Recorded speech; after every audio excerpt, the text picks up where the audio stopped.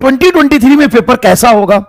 90% probability इसी बात की है। तो अगर 90% प्रोबेबिलिटी के लिए काम करें तो आप याद रखिए 70% सवाल नीट 23 में डायरेक्ट फॉर्मूला बेस्ड होने वाला है। पेपर देने के बाद आके थैंक यू बोल देना, अभी रहने दो। तो 90% प्रोबेबिलिटी है कि फिजिक्स क्या होगा, इजी होगा और ज्यादा स्कोरिंग होगा बायोलॉजी से।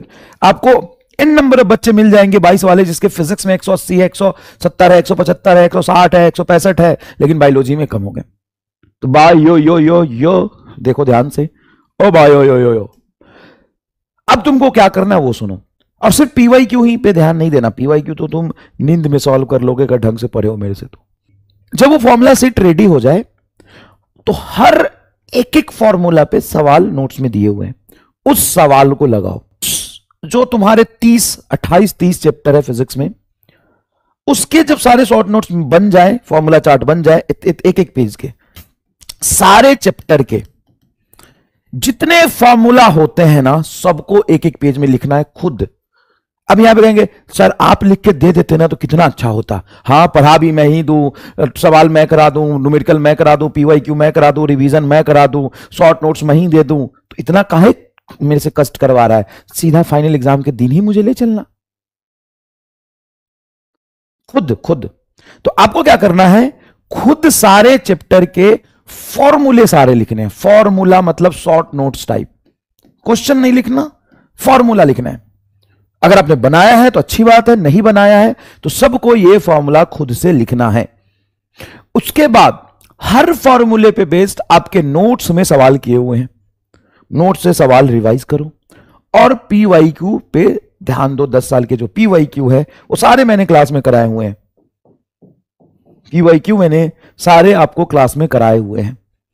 और सिर्फ पीवाईक्यू ही पे ध्यान नहीं देना। पीवाईक्यू तो तुम नींद में सॉल्व कर लोगे अगर ढंग से पढ़े हो मेरे से। तो 90% पीवाईक्यू तो नींद में सॉल्व कर लोगे, सोते सोते सॉल्व कर लोगे, वासी लेते हुए सॉल्व कर लोगे।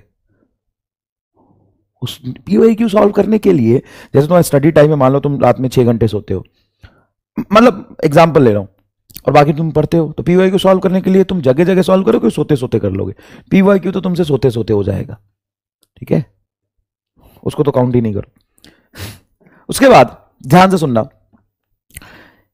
कि जब वो फॉर्मूला सीट रेडी हो जाए तो हर एक एक फॉर्मूला पे सवाल नोट्स में दिए हुए हैं, उस सवाल को लगाओ। हर एक फॉर्मूला पे एक सवाल, हर एक फॉर्मूला पे एक सवाल, हर एक फॉर्मूला पे एक सवाल। और उस जो तुम्हारे 28-30 चैप्टर है फिजिक्स में, उसके जब सारे शॉर्ट नोट्स बन जाए, फॉर्मूला चार्ट बन जाए, एक एक पेज के, एक एक पेज के, एक एक पेज के, उसको क्या करो, दीवार पे या कहीं चिपका दो। सुबह उठते समय, सुबह उठा, बाथरूम लगा हुआ, ऐसे ऐसे पैंट खींच के, अरे रुक जा रे फ्लूट, अभी रिवाइज कर लेने दे, ऐसे दीवार पे चिपका हुआ है, ऐसे पकड़ के। हाँ, फ्लूट में क्या होता है कि इक्वेशन ऑफ कंटिन्यूटी होता है, ए बी बराबर कांस्टेंट, और इक्वेशन बर्नौलीज इक्वेशन होता है, और कैपिलरी राइज का फॉर्मूला होता है H बराबर सर 2s cos थीटा बटा रो जी। यार अब नहीं होगा, आप जा रहे हैं। तो सुबह उठते ही फ्लूट रिवाइज 10 मिनट में, शाम को सोते ही नींद आ रहा है, अब हम शाम फाइनली हम सो जाएंगे, तो सोने से पहले एक बार उठे और हम ध्यान से देख लेंगे कि इलेक्ट्रोस्टैट में कूलम्ब्स लॉ का फॉर्मूला ये होता है, वेक्टर फॉर्म ये होता है। अच्छा, इक्विलिब्रियम के लिए होता है, अब सर ने बताया x = r/1 + √n।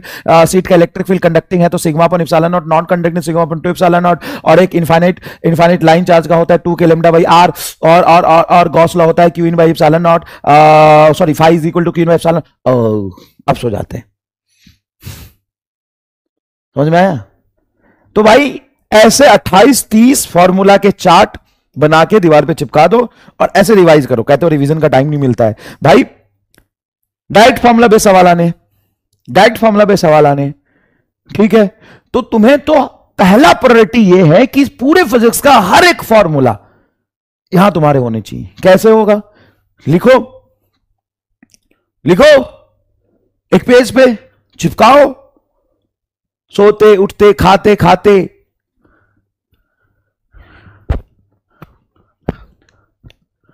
हाँ, करंट इलेक्ट्रिसिटी का फॉर्मूला ऐसे करंट इलेक्ट्रिसिटी का फॉर्मूला क्या बनाया था? तो सिग्मा बराबर N A square tau by M, ये कंडक्टिविटी है, रेसिस्टिविटी होता है 1 अपॉन कंडक्टिविटी, तो रेसिस्टिविटी हो जाएगा एम बटा एन ए स्क्वायर टाउ। हम जानते हैं आर बराबर रो एल बाई ए होता है, दूसरा रोटी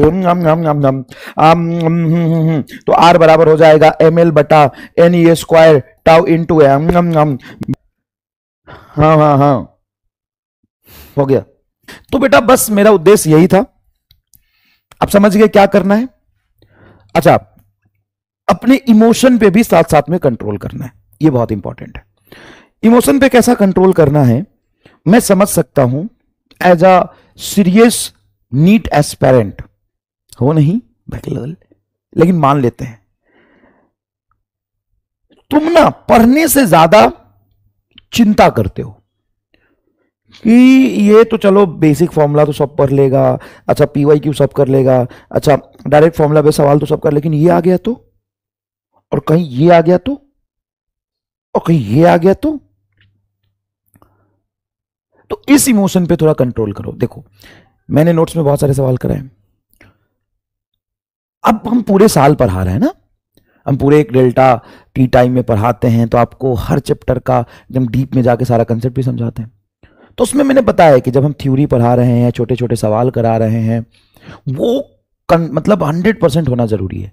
फिर हम बहुत एक एक पेज के सवाल कुछ हम कराते हैं जो लेवल अप होता है, जो थोड़ा मुश्किल होता है, उसको रहने दे। अभी जब टाइम तुम्हारे पास एक्स्ट्रा होगा ना, तब वो गुना भाग करके अपनी तन्हाई दूर करना। लेकिन जब तुम्हारे पास समय कब है, कम है, अब मान लो कि टेस्ट है 4 दिन बाद, तो 4 दिन बाद टेस्ट के लिए पूरा नोट्स पढ़ लोगे क्या? आज तो कोई पैदा नहीं हुआ कि जो पूरा फिजिक्स का मेरा नोट्स रिवाइज कर पाए ढंग से। पूरा अगर रिवाइज करने बैठ जाए तो उसको रिवाइज करने का तरीका क्या है? बहुत सिंपल है। उसको रिवाइज करने का तरीका बड़ा आसान है। थ्योरी वाला पार्ट, मेन फॉर्मूले वाला पार्ट पहले अच्छे से कर लो, और एक एक लाइन वाले सवाल जो स्टार्टिंग वाले कर लो। अब तुम्हें ऐसे सवाल दिखेंगे, अरे यार इसमें तो बहुत ज्यादा लेंथी कैलकुलेशन है, छोड़ दो उसको। एक लेंथी कैलकुलेशन वाला सवाल ज्यादा इंपॉर्टेंट है कि तुम्हारा एक चैप्टर का 4-5 फॉर्मूला ज्यादा इंपॉर्टेंट है। ठीक है, चलो, तो ये कुछ इंपॉर्टेंट बातें हैं नीट के रिगार्डिंग। चलिए आगे देखते हैं।